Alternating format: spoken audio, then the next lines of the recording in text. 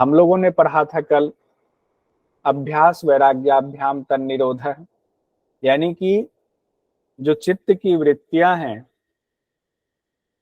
उन वृत्तियों को कैसे हम रोकें, कैसे उसका निरोध करें। तो उसके लिए महर्षि पतंजलि कहते हैं, अभ्यास और वैराग्य के द्वारा उसका हम जो है निरोध करेंगे। अब अभ्यास और वैराग्य का हम लोगों ने देख लिया था। अब उसको डिटेल में देखते हैं, सूत्र में क्या कहा गया है कि अभ्यास क्या है, वैराग्य क्या है, और उसमें से क्वेश्चंस भी आ सकता है, उसको भी हम लोग देखेंगे। अभ्यास के बारे में 13वें नंबर सूत्र में कहा गया है पातंजल योग दर्शन में, तत्र स्थितो यत्नोभ्यास है, यानी कि उन दोनों में चित्त की स्थिरता के लिए प्रयत्न ही अभ्यास है। ठीक है, तो उन दोनों में से यानी अभ्यास और वैराग्य में से जब चित्त की स्थिरता के लिए हम यत्न करते हैं, प्रयत्न करते हैं, तो वह अभ्यास कहलाता है। तो क्या हो गया, अभ्यास कहलाता है, मतलब किसके लिए, चित्त की स्थिरता के लिए। यहाँ स्थिति से तात्पर्य है वृत्ति रहित चित्त का शांत हो जाना। तत्र स्थितो, यानी कि स्थिति से तात्पर्य है जो वृत्ति रहित भी चित्त है, वो भी उसका भी शांत होकर बहना, तो शांत होकर बहना। अब अभ्यास की बात हो रही है, तो सवाल आता है कि वृत्तियां तो बहुत प्रबल होती हैं, उन प्रबल वृत्तियों को, बहुत मजबूत वृत्तियां होती हैं, रोकना आसान नहीं होता है। तो अभ्यास उसे रोकने में कैसे सफल होता है, अभ्यास की क्या ऐसी क्वालिटी होनी चाहिए ताकि वो वृत्तियां रुक पाए। तो उसके बारे में 14वें नंबर सूत्र में महर्षि पतंजलि कहते हैं, स तु दीर्घ काल नैरंतर्य सत्कारा सेवितो दृढ़ भूमि, सतु दीर्घ काल नैरंतर्य सत्कारा सेवितो दृढ़ भूमि, यानी कि दृढ़, दीर्घ काल तक, नैरंतर्य, सत्कार के साथ जो सेवन किया जाए, असेवित, यानी कि बहुत समय तक अभ्यास करना पड़ेगा। ये नहीं कि आज जो है कोई हमारे अंदर ऐसी कमी है, ऐसी वृत्ति है जिसको दूर करना है, तो आज हम एक ही बार में आज कर लिया, 2 दिन तक वो वृत्ति स्थिर रही, तीसरे दिन फिर वृत्ति उभर कर सामने आ गई। तो उसको रोकने के लिए लंबे समय तक, बहुत समय तक अभ्यास करना पड़ेगा और लगातार करना पड़ेगा। बहुत समय तक का मतलब ये नहीं 10 साल तक कर रहे, आज हमने 2 महीने किया, 5 साल छोड़ दिया, फिर उसके बाद फिर 2 महीने 3 महीने कर लिया, फिर 5 साल छोड़ दिया। कहते नहीं, लंबे समय तक भी कैसे, निरंतर लगातार करना है। और आदर पूर्वक योग के प्रति जो अभ्यास आप कर रहे हैं वृत्तियों को रोकने के लिए, उसके प्रति आपका आदर भाव होना चाहिए, सत्कार के साथ होना चाहिए। और उसमें भी क्या, उसको सत्कार के साथ उसको असेवित सेवन किया जाए जो अभ्यास आप कर रहे हैं। इस तरह अभ्यास करने से चित्त की वृत्तियों का निरोध दृढ़ अवस्था वाला हो जाता है। अब सवाल मान लीजिए आ जाए कि दृढ़ अवस्था वाला चित्त कैसा होता है, और ऑप्शन में दे दे दीर्घकाल, नैरंतर्य, योगाभ्यास, प्राणायाम, तो क्या कहेंगे हम लोग। फुट नीचे दिया हुआ है 1 2 2 3 3 4, कौन सा होगा, तो दीर्घकाल नैरंतर्य। तो सूत्र हमें दीर्घकाल। याद रहेगा तो और आसानी से होगा, दीर्घकाल नैरंतर्य, तो पहला और दूसरा। इसीलिए सूत्र को भी जो हम पढ़ रहे हैं उसको भी बोलते जाइए। अभ्यास हम लोगों ने देख लिया कि अभ्यास क्या है और किस तरह से उसका अभ्यास करेंगे तो उसका फायदा होगा हमें, चित्त जो है उसकी वृत्तियां रुकेंगी। उसके बाद है, अभ्यास के बाद दूसरा क्या बताया गया, वैराग्य। अभ्यास और वैराग्य, तो कहते हैं वैराग्य 2 तरीके का। वैराग्य का हम सूत्र 15वें नंबर के सूत्र पर आएंगे, लेकिन उससे पहले हम वैराग्य को देख लेते हैं कि अपर वैराग्य और पर वैराग्य, 2 तरह का वैराग्य बताया गया है। ये जो वैराग्य है अपर वैराग्य, इसका दूसरा नाम वशीकार संज्ञा वैराग्यम भी इसको कहा जाता है, तो वशीकार वैराग्य भी है ये। अपर वैराग्य और वशीकार वैराग्य एक ही है, एक ही का 2 नाम है। अपर वैराग्य और वशीकार वैराग्य ये दोनों संप्रज्ञात समाधि का साधन है, यानी इसके द्वारा आप संप्रज्ञात समाधि को प्राप्त कर सकते हैं। और पर वैराग्य क्या है? असंप्रज्ञात समाधि का साधन है, उसका अभ्यास आप करेंगे पर वैराग्य का, तो असंप्रज्ञात समाधि आपको प्राप्त होगी। वैराग्य क्या होता है, यानी अपर वैराग्य क्या होता है? तो देखे और सुने गए विषयों से तृष्णा का रहित हो जाना अपर वैराग्य या वशीकार वैराग्य होता है। पर वैराग्य क्या होता है? जब प्रकृति के 3 गुण हैं, सत रज और तम, उसमें से भी जब आपकी तृष्णा का अभाव हो जाता है तो वो पर वैराग्य कहलाता है। ये ध्यान रखेंगे। ये हम लोगों ने यहाँ थोड़ा सा देख लिया वैराग्य के 2 भेद। अब हम लोग सूत्र में देखते हैं कि महर्षि पतंजलि ने जो बताया हुआ सूत्र, उस सूत्र के हिसाब से आगे बढ़ते हैं। 15वें नंबर के सूत्र में कहा गया है, दृष्टानुश्रविक विषय वितृष्णस्य वशीकार संज्ञा वैराग्यम, यानी कि दृष्ट आनुश्रविक विषय वितृष्णस्य वशीकार संज्ञा वैराग्यम, यानी कि देखे, दृष्ट देखे, आनुश्रविक सुने हुए विषय में तृष्णा का अभाव हो जाना, इसी को वशीकार नाम का वैराग्य कहा गया है। वशीकार वैराग्य को ही अपर वैराग्य कहा जाता है, ये ध्यान रखेंगे। वशीकार वैराग्य ही अपर वैराग्य है। देखे गए कौन से और सुने गए कौन से विषय हैं?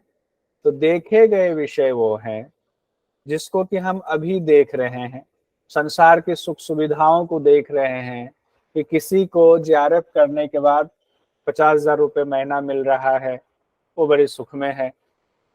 कोई कार से घूम रहा है, किसी का बड़ा बंगला है, कोई बड़े होटल में जाके भोजन कर रहा है, लंच डिनर कर रहा है, और हम नहीं जा पा रहे हैं। तो ये जो सुख सुविधाएं हमें दिख रही हैं अपने इंद्रियों के द्वारा, वो देखे गए विषय हो गए। और सुने गए कौन से हुए? जिसके बारे में, जिसको हमने देखा तो नहीं लेकिन उसके बारे में सुना है कि देवलोक कुछ होता है, वहाँ बहुत सारी सुख सुविधाएं हैं। स्वर्ग लोक कुछ होता है, वहां भी बहुत सारी सुविधाएं हैं, और वहां पर कल्प वृक्ष भी होता है। मतलब जितनी चीजें हमने सुनी है, हमने देखी नहीं है, वो सुने गए विषय हैं। तो देखे और सुने गए दोनों विषयों से जब तृष्णा का अभाव हो जाता है, तब वशीकार संज्ञा वैराग्यम कहलाता है। उसी को अपर वैराग्य कहते हैं। जब आपकी ऐसी अवस्था हो जाए कि हमें कोई मतलब ही नहीं है, कोई फर्क ही नहीं पड़ रहा है, देखे और सुने गए विषयों के प्रति कोई आसक्ति ही नहीं हो रही है, तब वही अपर वैराग्य कहलाएगा। अब यहाँ एक चीज ध्यान देंगे कि मान लीजिए आपको बीमारी हो गई कोई, या हमें कोई बीमारी हो गई, होता है ना, जैसे तबीयत खराब हो गई, बुखार हो गया, तो कुछ भी खाने का मन नहीं करता है, किसी से बात करने का मन नहीं करता है, लगता है जैसे एक तरह से वैराग्य वाली स्थिति हो रही है। उस स्थिति को वैराग्य नहीं कहेंगे, क्योंकि वो कुछ समय के लिए है और तबीयत खराब है इसलिए ऐसा हो रहा है। तो मजबूरी में तृष्णा का अभाव हुआ है, तो उसको हम अपर वैराग्य या वशीकार वैराग्य नहीं कहेंगे। तो अब सवाल है यहाँ, जैसे देख लिए, देखे और सुने गए विषयों में तृष्णा का ना होना क्या कहलाता है? अपर वैराग्य या वशीकार संज्ञा वैराग्य। संज्ञा मतलब क्या? संज्ञा मतलब नाम होता है। अब एक चीज और ध्यान रखेंगे हम लोग यहाँ पर, हम लोगों ने वैराग्य के 2 भेद देखे, अपर वैराग्य और पर वैराग्य। इसमें क्या है कि अपर वैराग्य शब्द बड़ा है, अपर वैराग्य, और पर वैराग्य शब्द छोटा है। तो एक की अवस्था नीचे होगी, एक की अवस्था ऊपर होगी। तो जो शब्द बड़ा है उसकी अवस्था नीचे वाली है, जो शब्द छोटा है उसकी अवस्था बड़े वाली। याद करने के लिए कि छोटा भाई जो है वो ऊपर बैठा हुआ है उच्च अवस्था में, और जो बड़ा वाला शब्द है वो नीचे आधार बन के बैठा हुआ है। ठीक है, तो याद करें कि आपको कई बार कंफ्यूजन हो जाए, कोई पूछे कि अच्छी अवस्था, उत्तम अवस्था अपर वैराग्य है या पर वैराग्य है, हम कहेंगे छोटा वाला ऊपर हल्का है ना, तो ऊपर आ जाता है। तो पर वैराग्य जो छोटा शब्द है वो उच्च अवस्था है, और उससे नीचे वाली अवस्था अपर वैराग्य है, और उसी के हिसाब से संप्रज्ञात और असंप्रज्ञात का साधन उसके साथ जोड़ देंगे, तो याद करने के लिए आसान हो जाएगा। जो छोटा है वो हल्का है, वो ऊपर उठ जाता है, हल्की चीजें ऊपर उठ जाती हैं। ऐसे याद कर लेंगे। अब हम लोग देखते हैं कि असंप्रज्ञात का जो साधन है, जिसको पर वैराग्य हम लोगों ने कहा, उसके बारे में सूत्र क्या कहता है, महर्षि पतंजलि क्या कहते हैं। तो 16वें नंबर के सूत्र में समाधि पाद में कहा गया है, तत्परम पुरुष ख्यातेर गुण वैतृष्णम। तत्परम पुरुष ख्याते, तोड़ के बोले, गुण वैतृष्ण्यम। अब इसका क्या अर्थ हुआ कि वह, यानी कि वह कौन, ये अब जो वैराग्य है, पर वैराग्य की बात हो रही है, पुरुष ख्याते है, पुरुष के ज्ञान से, पुरुष मतलब आत्मा के ज्ञान से, प्रकृति के गुणों में भी, गुण वैतृष्ण्यम, गुण मतलब कौन से गुण, प्रकृति के जो 3 गुण है, सत रज और तम गुण, उसमें भी तृष्णा का अभाव हो जाता है। यानी जब आत्मा का ज्ञान होता है आपको और हमें या योगी को, तो प्रकृति के जो तीनों गुण हैं, सत रज और तम, उससे भी तृष्णा का अभाव हो जाता है। ऐसी अवस्था पर जो वैराग्य की स्थिति होती है, वही पर वैराग्य कहलाता है। यानी कि इस अवस्था में क्या होगा, प्रकृति के गुणों से भी तृष्णा हो गया, मतलब कि आपको प्रकृति और पुरुष का अलग अलग भेद पता चल जाता, आप उस अवस्था तक पहुंच चुके हैं। सवाल देख लेंगे, प्रकृति के गुणों से भी तृष्णा का रहित हो जाना क्या कहलाता है, पर वैराग्य।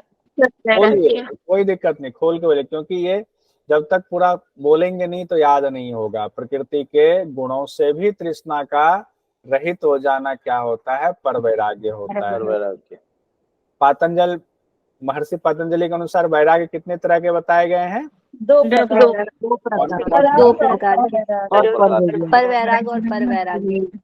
पर वैराग्य और पर वैराग्य। अच्छा, उच्च अवस्था कौन सा वाला है, पर वैराग्य। संप्रज्ञात का साधन कौन सा वाला है, अपर वैराग्य। संप्रज्ञात का, देखिए 2 है ना, संप्रज्ञात और असंप्रज्ञात, तो वहां भी देखेंगे कि अपर वैराग्य। और असंप्रज्ञात का साधन कौन सा है, पर वैराग्य है। बहुत सुंदर। और अपर वैराग्य में क्या कहा गया है, महर्षि पतंजलि ने क्या कहा है, कैसे पता चलेगा अपर वैराग्य हमारा सिद्ध हो रहा है, देखे और सुने हुए रहित हो जाना, स्वीकार संज्ञा वैराग्य। हाँ, तो एक बार सूत्र बता दीजिए पूरा, तो कोई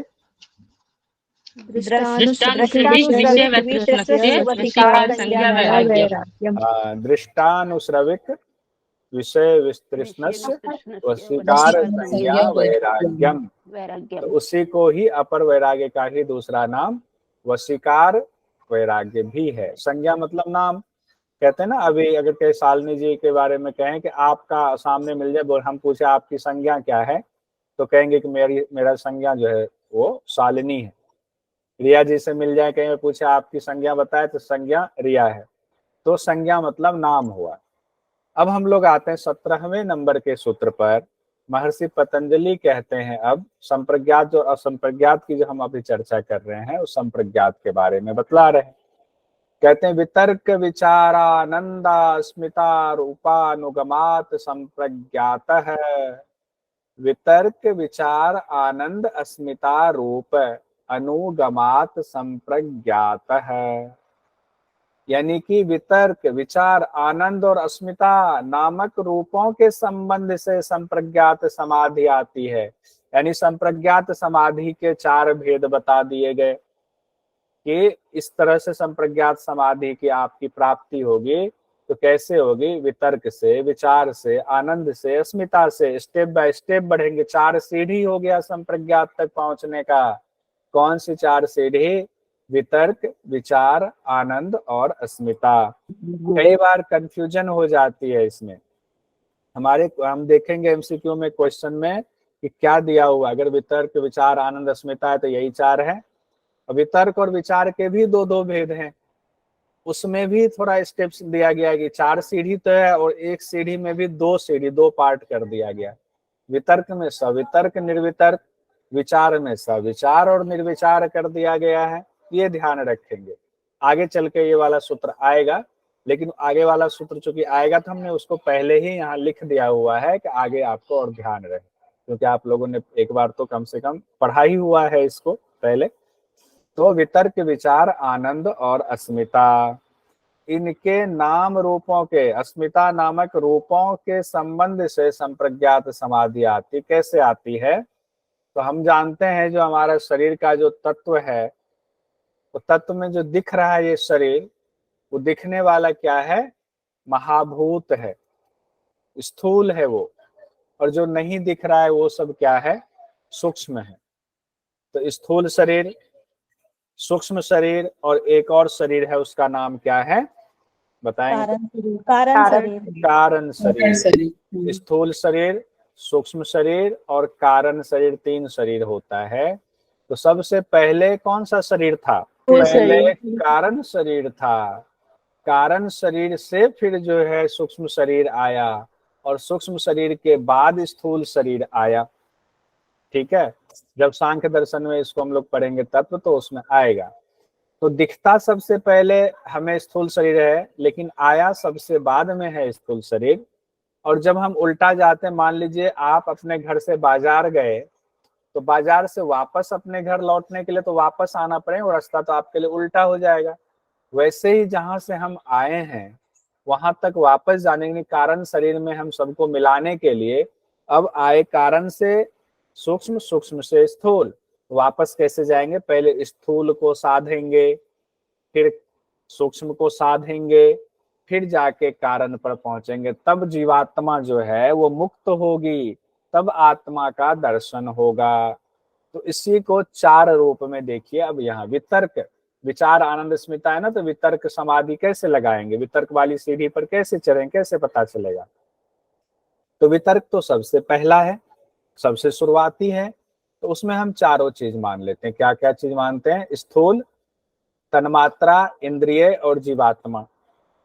ठीक है, तो अब उसमें कहा गया है ये तीनों शरीर से ही निकल करके आया हुआ है। स्थूल, तन्मात्रा, इंद्रियां और जीवात्मा तो खैर ये ना कारण शरीर में है, ना ये स्थूल ना सूक्ष्म शरीर, ये शरीर से अलग है जीवात्मा। लेकिन जीवात्मा के द्वारा ही शरीर का निर्माण होता है, ये भी हम देखेंगे, जीवात्मा के प्रकाश से ही होता है। अब जो यहाँ स्थूल शरीर है, यानी कि पंच महाभूत वाला है, उससे ऊपर कौन सा है? शब्द, स्पर्श, रूप, रस, गंध, तन्मात्रा है। तन्मात्रा से ऊपर क्या है? एकादश इंद्रिय है। और एकादश इंद्रिय से ऊपर क्या है? अहंकार है। फिर जो है महद तत्व, जिसको बुद्धि कहते हैं, वो है। ठीक है, अब हम इस पे आते हैं, हम कैसे कैसे बढ़ते हैं। तो स्थूल, तन्मात्रा, इंद्रिय और जीवात्मा, 4 चीज हम लोगों ने लिया, क्योंकि जीवात्मा का हमें दर्शन करना। वितर्क में कहते हैं कि हमें ये चारों चीजें होती हैं, स्थूल भी है, सूक्ष्म विषय भी है, सब है, जीवात्मा तक हमें पहुंचना है। तो हम क्या कहते हैं? चारों विषयों में हमारी जिज्ञासा होती है। स्थूल में भी होती है, तन्मात्रा इंद्रिय में भी होती है। तन्मात्रा और इंद्रिय जो है सूक्ष्म हो गया। लेकिन साक्षात्कार जब हम अभ्यास करते हैं ध्यान का, हमें साक्षात्कार सिर्फ भूत का होता है, यानी कि पंच महाभूत का होता है, जो कि स्थूल शरीर है, सिर्फ उसका होता है। शेष का हमें सिर्फ सामान्य ज्ञान होता है, जानकारी होती है। जैसे अभी हम लोगों को जानकारी है, हम समाधि की भी जानकारी है, जीवात्मा की भी जानकारी है, प्रकृति की भी जानकारी है। लेकिन अभी हमारा साक्षात्कार ना तो प्रकृति से हुआ है, ना जीवात्मा से हुआ। साक्षात्कार से तात्पर्य यहाँ देख लेना भर साक्षात्कार नहीं है। साक्षात्कार के अर्थ है कि उसमें अवस्थित हो जाना, उसको अच्छे से, उसके एक एक तत्व को जान लेना।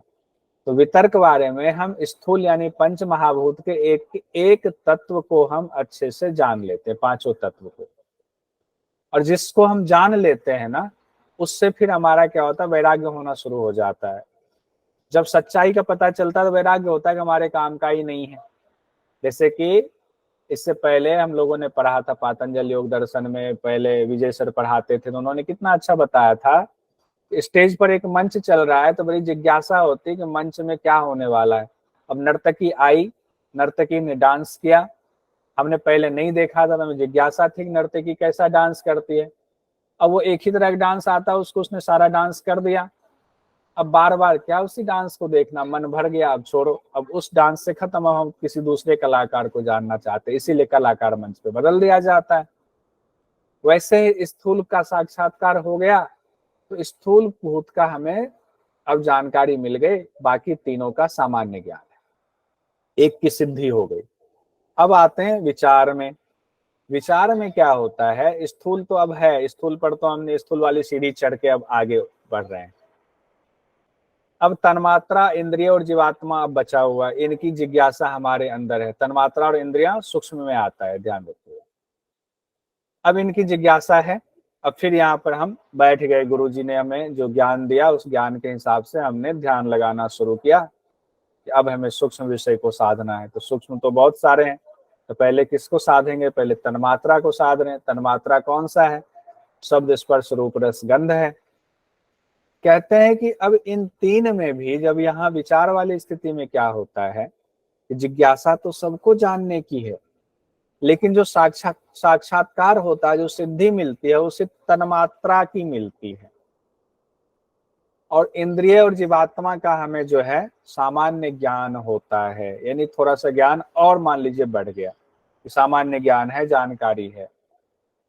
अब आते हैं आनंद वाले में। आनंदानुगत समाधि क्या है, आनंदानुगत में कहते हैं इसमें इंद्रिय और जीवात्मा, अब दो सीढ़ी तो हम चढ़ गए ना, जिसको जान लिया उसका नाच क्यों देखना है, जिनके बारे में नहीं पता है उनका नाच देखने के लिए हम रुकेंगे। अब इंद्रिय बचा और जीवात्मा बचा है। अब कहते हैं जिज्ञासा तो दोनों की है, साक्षात्कार सिर्फ इंद्रिय का ही हो रहा है, जीवात्मा का सिर्फ सामान्य ज्ञान हमें रह जाता है। और कहते हैं उसके बाद अस्मिता में, अस्मितानुगत समाधि में, इसमें जीवात्मा की ही जिज्ञासा होती है और जीवात्मा का ही साक्षात्कार होता है। अब आप कहेंगे इसमें कुछ चीजें तो छूट गई हैं, इसमें अहंकार छूट गया हमारा, इसमें बुद्धि छूट गया, तो हम कारण सतरजतम गुण है उसी से तो ये सब आया है। अभी तो संप्रज्ञात समाधि तक ही है ना, कुछ चीजें तो रहेंगी ना, तब तो असंप्रज्ञात के लिए होगा। ये सभी आलंबन वाली समाधि है, इसीलिए इसे सबीज समाधि कहा गया है। अभी निर्बीज नहीं हुआ है यहाँ तक, ये सिर्फ संप्रज्ञात की स्थिति आई है। हमें साक्षात्कार हुआ है कि प्रकृति और पुरुष अलग अलग, हमने उसका साक्षात्कार किया है, लेकिन अभी हमारा उसमें बंधन बंधा हुआ है। ठीक है। अब इससे एक दो क्वेश्चन देख लेते हैं, फिर हम अगला देखेंगे। सवाल है, संप्रज्ञात समाधि के कितने भेद हैं? अगर अभी तक जो हमने पढ़ा है उसके मुताबिक कितने भेद हो गए संप्रज्ञात समाधि के?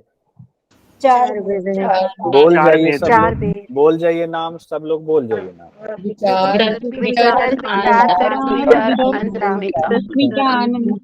देखिए सीक्वेंस में पढ़ेंगे, कई बार सीक्वेंस पूछ दिया जाता है, क्रम से सजाएं।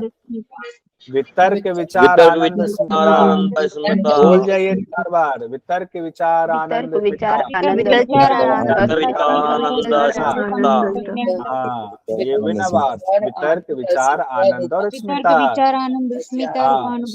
बहुत बढ़िया, बहुत बढ़िया, बहुत सुंदर। अब देखिए एक बार क्वेश्चन आया, जो बार बार हर बार हम पढ़ाते हैं तो उसमें क्वेश्चन आता है, जो पूछा गया था। ऐसा भी सिंपल क्वेश्चन आ जाता है, जो जानता है उसके लिए सिंपल है, जो नहीं जानता उसके लिए यही भारी भरकम सवाल हो जाता है। संप्रज्ञात समाधि के भेदों को क्रम से सजाएं, ये दे दिया, और नीचे आपको कूट दे दिया। अब देखिए क्या है, अस्मिता बीच में दे दिया, आनंद बाद में दे दिया, लेकिन हम जानते हैं क्या है, वितर्क को भी बीच में दे दिया। तो क्या है हमारा सही ऑप्शन, वितर्क विचार आनंद और अस्मिता। इसको सजाना है, और इसको सजाएंगे कैसे, जब बोलते रहेंगे ना तो ये याद हो जाता है। संस्कृत के जो सूत्र होते हैं, जितना बोलेंगे उतना याद होगा। जैसे हम गाना गाते रहते हैं ना, तो गाना हमें याद हो जाता है, वैसे संस्कृत के सूत्र को हम गाएंगे तो याद हो जाएगा। उसके बाद 18वें नंबर का जो सूत्र है समाधिपाद का, उसमें कहा गया है, विराम प्रत्यय अभ्यास पूर्व संस्कार शेषो अन्य। अब देखिए संप्रज्ञात हुआ, अब यहाँ असंप्रज्ञात शब्द नहीं लिखा हुआ है, लेकिन संस्कार शेषो अन्य जो है यही असंप्रज्ञात का सूचक है।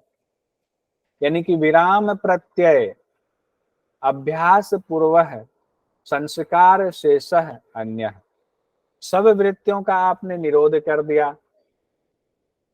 और प्रत्यय मतलब यहाँ पर है जो पर वैराग्य है, उसका बारंबार आप अभ्यास कर रहे वृत्तियों के निरोध का।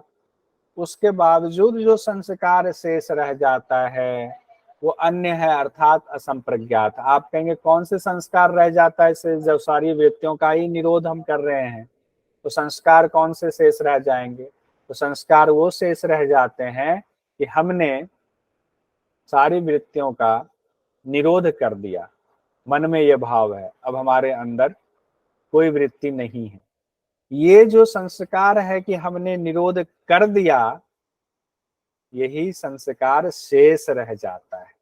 अब वृत्तियां तो नहीं है, लेकिन ये वृत्ति है हमारे अंदर अभी कि हमने तो ये कर दिया, हमने ये हटा दिया, हमने वृत्तियों का निरोध कर दिया, ये बात अभी मन में है। उसी को संस्कार शेष कहा गया है, इसी को संस्कार शेषः अन्यः कहा गया है। यही असंप्रज्ञात है। ठीक है, अर्थात असंप्रज्ञात है। और उस कैवल्य आता है, ध्यान रखेंगे। सर इतना पढ़ने के बाद भी मुझे लग रहा था कि असंप्रज्ञात में कोई भी शेष नहीं रह जाता है। आज मुझे खुद एक नई चीज पता चली सर, असंप्रज्ञात में भी अभी कुछ रह जाता है जो कैवल्य में खत्म होगा। असंप्रज्ञात में भी रह जाता है, संस्कार शेष रह जाता है। संप्रज्ञात तक तो है, वृत्तियों का है। अभी आपने भी जैसे वृत्तियों को डंडे से मार मार के बेहोश कर दिया है, ठीक है। और असंप्रज्ञात में समझ जाइए कि वृत्तियों को बेहोश करके मार ही दिया, उसमें तो बेहोश किया संप्रज्ञात में। असंप्रज्ञात में हमने हत्या ही कर दी, मान लीजिए। अब वो खत्म हो गया, हत्या हो गई उसकी, लेकिन हत्या कर दिया ये भाव है कि मैंने हत्या किया है, ये तो संस्कार शेष रहा ना। असंप्रज्ञात वाले में हम उससे ऊपर जा रहे हैं, वृत्तियों का सबका निरोध कर दिया हमने, वृत्तियां उठ नहीं रही हैं। लेकिन वृत्तियां नहीं उठ रही हैं इसका तो हमें ज्ञान है ना, कि हमारे अंदर वृत्तियां नहीं उठ रही हैं, इसका तो ज्ञान है ना हमें। वो ज्ञान ही जो है संस्कार शेष कहलाता है। तो जब चित्त भोगों की ओर नहीं जाता, उस पर विराम लग जाता है। देखिए अब, यानी कि अब इस स्थिति में बस संस्कार मात्र ही शेष बचे हैं, बस अब मंजिल मिलने वाली है। ऐसी जो केवल से ठीक पहले वाली अवस्था है वह अन्य है, यानी वह असंप्रज्ञात है, ये निर्बीज समाधि है। ठीक है, अब हम जो है अंतिम सीढ़ी पर पहुंच गए, अब बस छत पे पहुंचने ही वाले हैं, अब फिर आसमान में विलय होगा हमारा। तो बस वहां तक पहुंच गए, अब जो है अंतिम अवस्था। अब हमें कोई भोग वोग नहीं करना है, लेकिन भोग नहीं करना है इस बात का हमें स्मरण है कि हमने उसको साध लिया।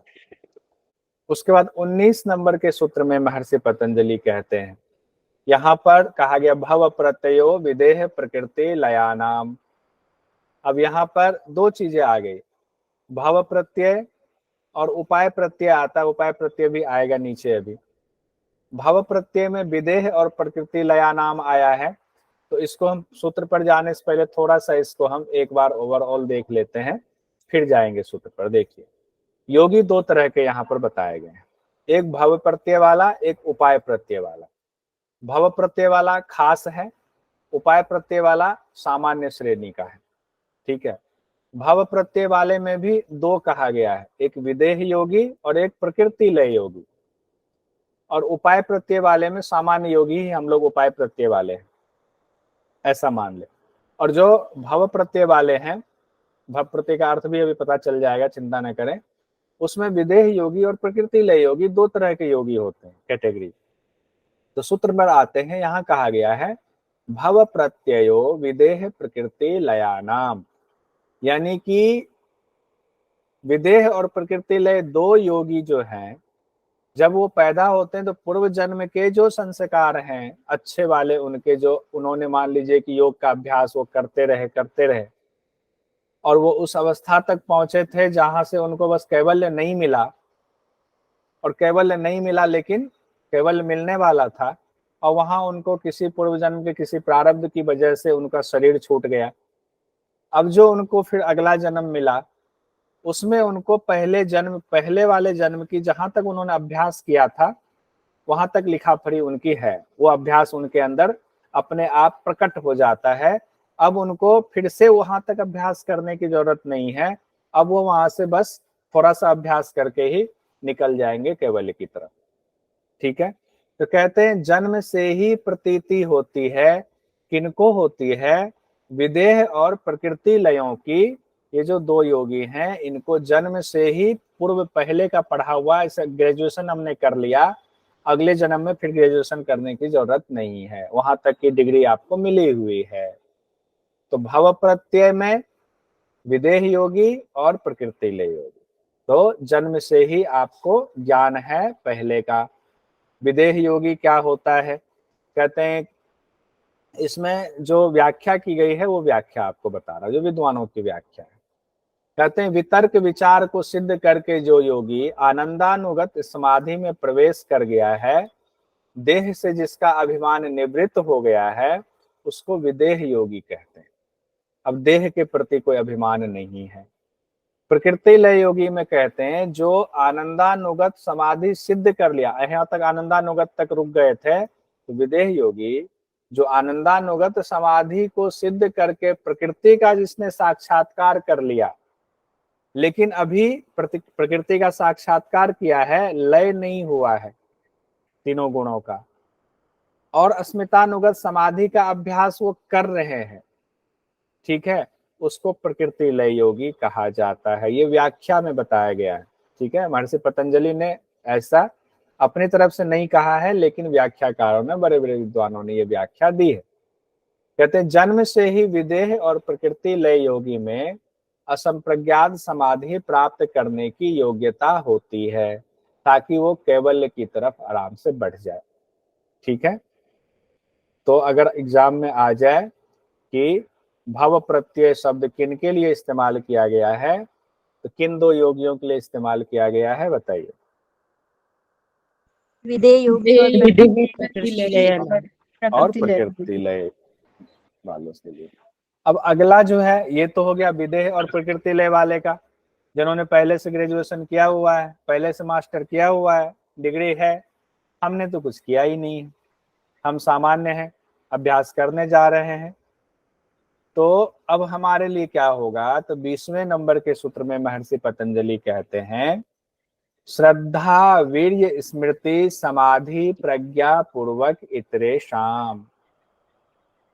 यानी कि आपको बड़ी कोशिश करनी पड़ेगी, श्रद्धा भी रखनी है, वीर्य के साथ स्मृति समाधि और प्रज्ञा पूर्वक, तब जाकर के आपको समाधि मिलेगी। यानी विदेह और प्रकृति लय योगी के अलावे जो दूसरे साधारण साधक हैं, उनको श्रद्धा वीर्य स्मृति समाधि प्रज्ञा पूर्वक असंप्रज्ञात की प्राप्ति होती है, असंप्रज्ञात समाधि की प्राप्ति होती है। इसी को एग्जाम में एक बार आया था, साधक पंचक नाम दिया गया था। 5 चीजें है ना, श्रद्धा वीर्य स्मृति समाधि और प्रज्ञा पूर्वक।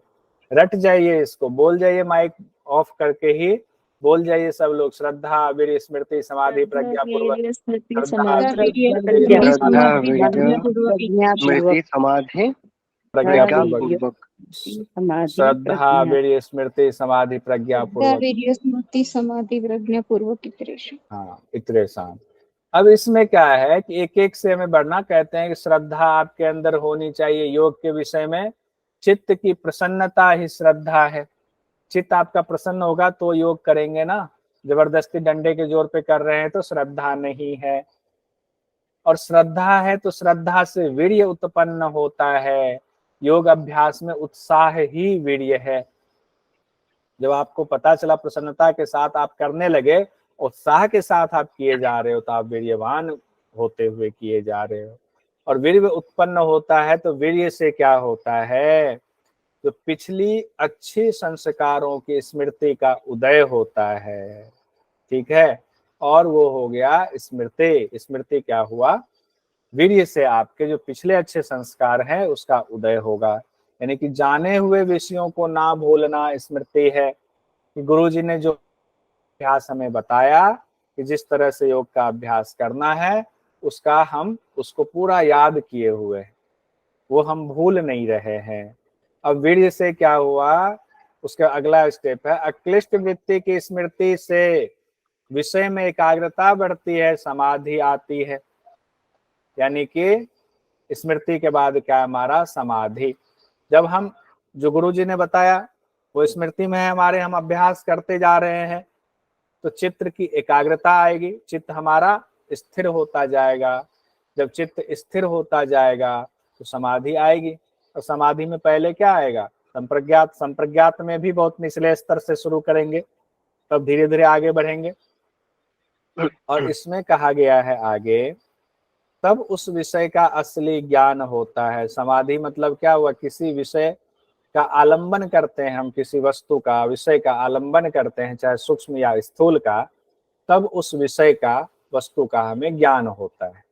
कहते हैं ज्ञेय का ज्ञान प्रज्ञा है। यानी ज्ञेय मतलब, ज्ञेय का ज्ञान मतलब जो वस्तु है जानने योग्य है, उसका जब ज्ञान हो जाता है तो हमें प्रज्ञा होता है वो। यानी वस्तु का यथार्थ स्वरूप जब ज्ञात होता है उसी को हम प्रज्ञा कहते हैं। तो पांचों चीजें याद रखेंगे, श्रद्धा से, वीर्य से, स्मृति से, समाधि से, प्रज्ञा पूर्वक इतरेषाम्। अब आगे आते हैं, कुछ सवाल देख लेते हैं। कितने नंबर के सूत्र तक हम लोगों ने कर लिया? अभी 20 नंबर तक कर लिया। ठीक है, अब हम कुछ सवाल देख लेते हैं फिर आगे बढ़ते हैं। कहते हैं श्रद्धा, वीर्य, समाधि ये किनके लिए है? साधारण साधारण योगी के लिए। भव प्रत्यय किनके लिए कहा गया है? विधेय योगी पहला दूसरा विधेय प्रकृति। तो चौथा नंबर हो गया ना, पहला और दूसरा के लिए।